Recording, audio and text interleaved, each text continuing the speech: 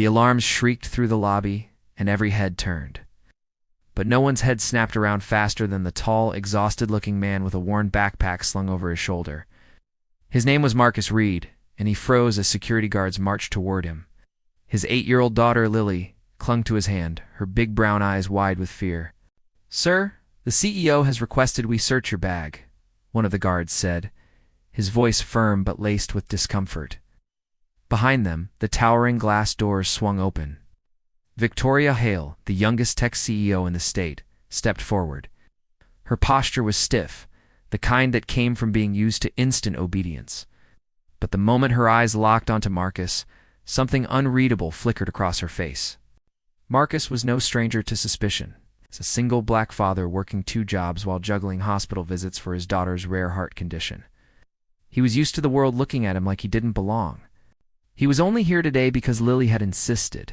Her school science project, an old tablet rebuilt from discarded parts, had been chosen for a showcase sponsored by Victoria S. Corporation. He was shocked he'd even been let inside.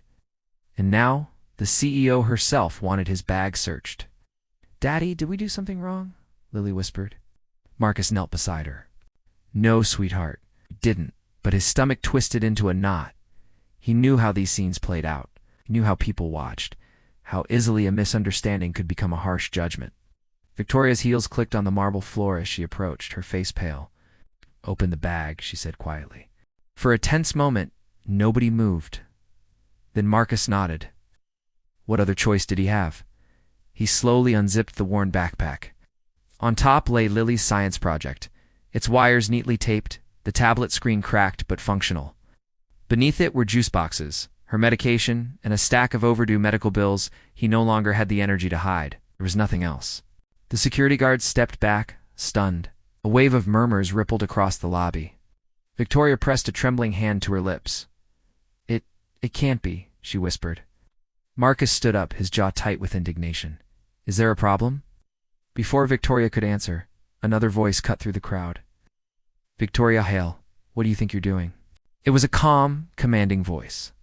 Eleanor Hale, the former CEO and Victoria's mother, stepped forward.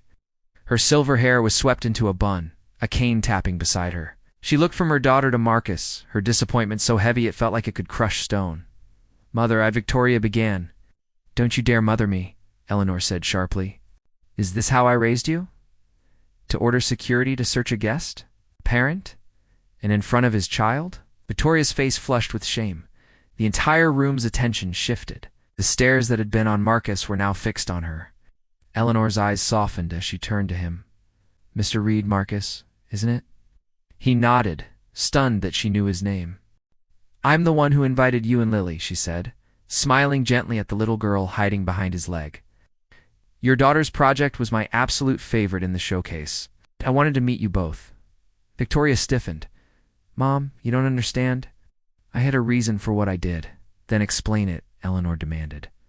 Victoria swallowed hard, her voice suddenly small. "The bag. It looks exactly like the one Dad had the night he collapsed in this lobby. The night I lost him, I panicked. I saw Marcus standing where Dad stood. I reacted before thinking. I'm so sorry." A hush fell over the room. Marcus's anger began to crack. He knew grief. He knew the deep wounds trauma could leave. "But still, that doesn't excuse humiliating someone," Eleanor said, her tone gentle but firm. "Especially someone who fought so hard just to be here." Tears welled in Victoria's eyes. "You're right." She turned to face Marcus and Lily directly. "I'm sorry," she said, loud enough for the entire lobby to hear. "You didn't deserve that. Not you, and not your daughter." Lily tugged on her dad's sleeve. "It's okay," she whispered, as if she were the one comforting them all. But Eleanor wasn't finished. "Marcus, may I ask something?" she said kindly. "Why did you bring all of this?" She gestured to the pile of bills with you today. Marcus hesitated, then answered with raw honesty. "Because if something happened to me, I need people to know Lily has medicine she depends on. And because I don't have anyone else to help?" The room seemed to breathe out a collective sigh of sadness. Eleanor touched her daughter's shoulder.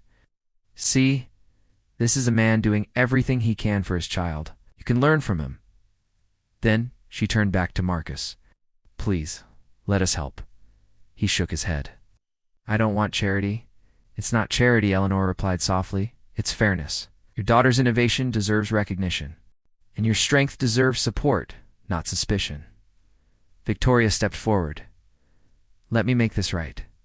Lily's project deserves a full scholarship spot, and you, if you're willing.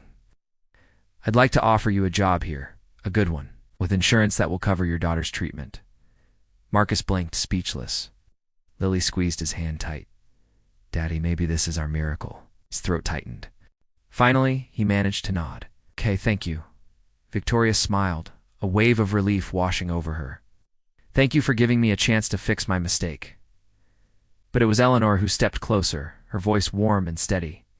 Marcus, you didn't come here for charity or pity. You came to give your little girl hope.